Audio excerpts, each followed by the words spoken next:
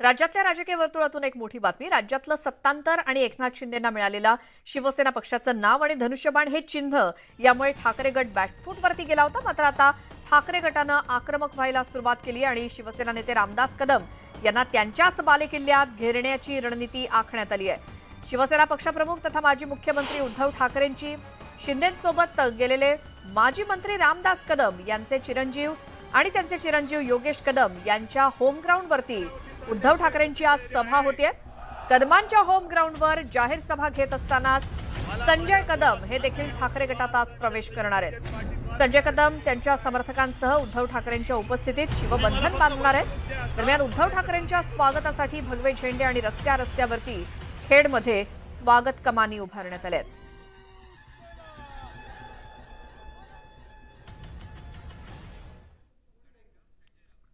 आणि आता थेट जाऊयात, संजय राऊत बोलतायत तिथे.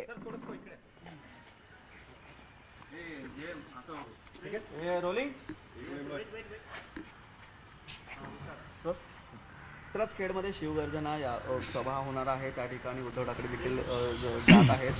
कशा प्रकारे संपूर्णपणे सभा होणार आहे? पश्चिम महाराष्ट्रानंतर आता कोकणात आपण लक्ष घातलं. नाही, असं आहे की माननीय उद्धव ठाकरे यांनी संपूर्ण महाराष्ट्रातच लक्ष घातलेलं आहे. शिवगर्जना ही संपूर्ण महाराष्ट्रामध्ये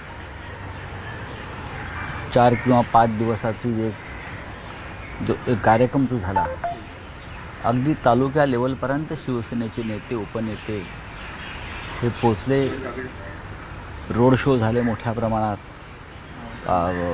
प्रचंड सभा झाल्या ठिकठिकाणी आणि लोकांचा प्रचंड असा त्याच्यामध्ये सहभाग होता. जणू लोक वाटत पाहत आहेत. आजची खेडची सभा जी आहे,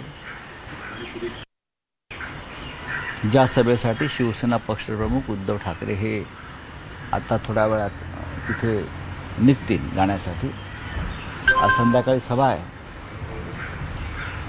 कोकणातली अतिविराट अशी सभा ती होईल. कोकण हा कायम शिवसेनेचा गड राहिला, पाठीराखा राहिला.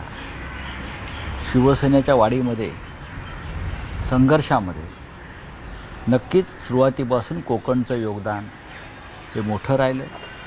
कोकणनं नेहमी बाळासाहेबांवरती श्रद्धा ठेवली, शिवसेनेवर श्रद्धा ठेवली. त्याच्यामुळे आज खेडमध्ये जाऊन उद्धवजी एक विराट सभा घेत आहेत. त्यानंतर अशा प्रकारच्या सभा महाराष्ट्रातल्या अनेक भागात होतील.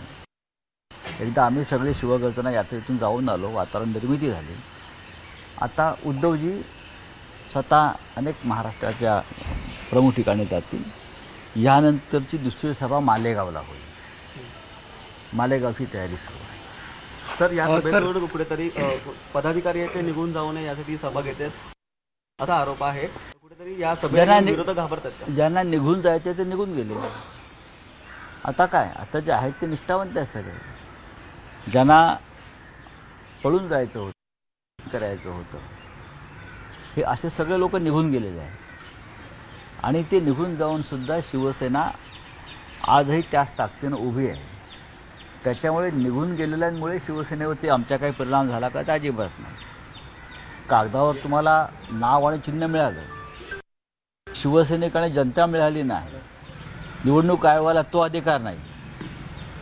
जनता आणि शिवसेनेलाही कोणाला सुपूर्द करण्याचा हा कागदावरचा निर्णय आहे. तो कागदावर राष्ट्रवादीचे मोठ्या प्रमाणात कार्यकर्ते जे आहेत ते ठाकरे गटामध्ये येताना आपल्याला बघायला मिळणार. याकडे कसं बघता? कारण महाविकास आघाडी एक आहे, तरीही काही ठिकाणी असे कार्यकर्ते प्रमुख हे शिवसेनेमध्ये प्रवेश करतायत, हे सत्य आहे. आणि त्याबाबत फार कोणाला वाईट वाटण्याचं कारण नाही. हे मूळचे शिवसैनिकच आहेत. आपण पाहिलं असं खेडमध्ये जे प्रवेश होतात हे मूळचे शिवसैनिकच आहेत. आणि खेडची जागा आणि आसपासच्या जागा जिंकण्यासाठी या येणाऱ्या कार्यकर्त्यांचा भविष्यामध्ये फार मोठा फायदा होणार. आज तुम्ही सामना अग्रलेखमध्ये असं म्हटलेलं आहे की अजूनही काश्मीरी पंडितांच्या हत्या सुरू आहेत आणि खलिस्तानी कुठेतरी डोकं वर करतायत. हे मी कशाला सांगायला पाहिजे? 8 दिवसापूर्वी संजय शर्मा या काश्मीरी पंडिताची त्याच्या बायकोसमोर त्याच्या भर बाजारामध्ये हत्या झाली. याच्या आधी किमान गेल्या काही महिन्यामध्ये 17 ते 18 काश्मीरी पंडितांना दिवसाढवळ्या मारण्यात आलं. सरकारी कार्यालयात काम करणाऱ्या काश्मीरी पंडितांना सरकारी कार्यालयात घुसून मारलं जात आहे. शेकडो काश्मीरी पंडित त्यांचा आक्रोश घेऊन आजही जम्मूच्या रस्त्यावर बसलेले आहेत. भारतीय जनता पक्षाकडून ना एखादा मंत्री गेला ना एखादा नेता गेला, पण मी स्वतः जाऊन जम्मूमध्ये त्या काश्मीरी पंडितांचा आक्रोश ऐकलेला आहे, म्हणून मलाही वेदना आहे. सर ही त्याचबरोबर पंजाबमध्ये पुन्हा एकदा काही ठिकाणी खलिस्तानचं भूत उभं राहताना दिसत आहे. ही जबाबदारी फक्त राज्य सरकारवर टाकून चालणार नाही.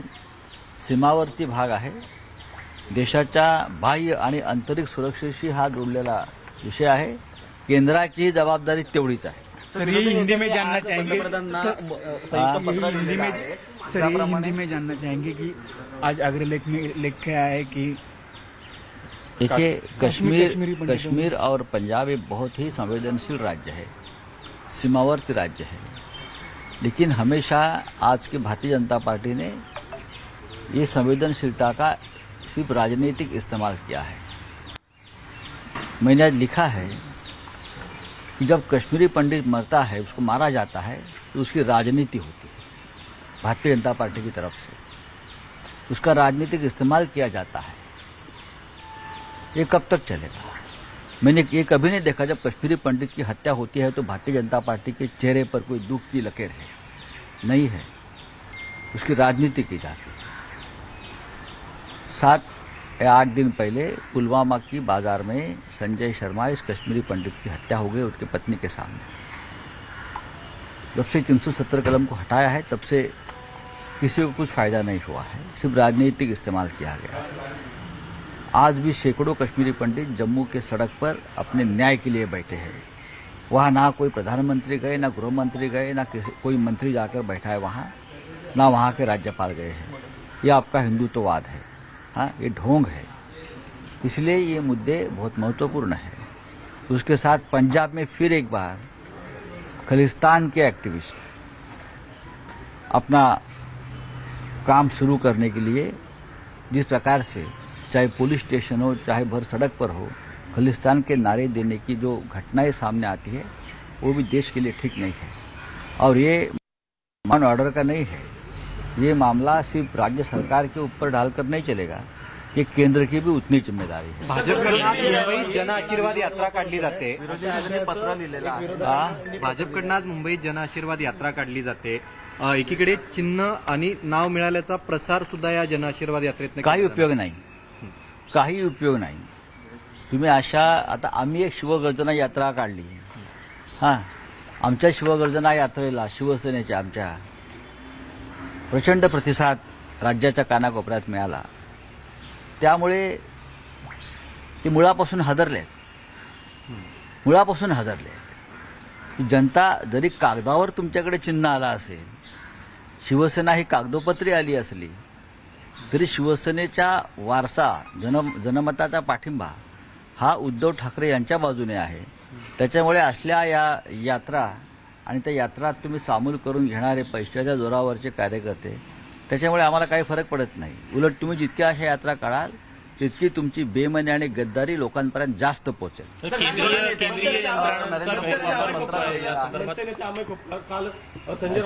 केंद्रीय यंत्रणांचा गैरवापर होतो आहे या संदर्भात पत्र जे आहे ते पंतप्रधान नक्कीच त्याच्यावरती शिवसेनेची सुद्धा सही आहे.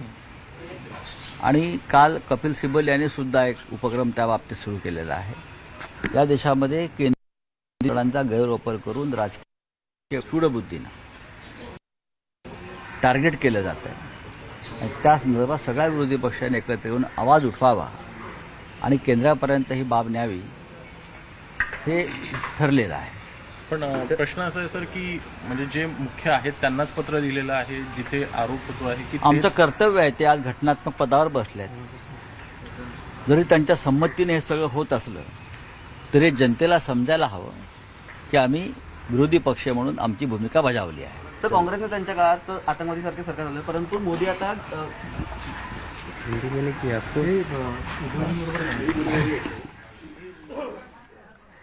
संजय राऊत माध्यमांशी बोलत होते आणि उद्धव ठाकरे यांच्या आजच्या खेडमधल्या सभेबद्दल विचारलं असता संपूर्ण महाराष्ट्रावरतीच आता उद्धव ठाकरेंनी लक्ष केंद्रित केल्याचं त्यांनी सांगितलं. सूडबुद्धीनं विरोधकांवरती कारवाई केली जाते आणि याचमुळे देशभरातल्या विरोधी पक्षांच्या नेत्यांनी पंतप्रधान मोदींना एक पत्र लिहिलेलं आहे.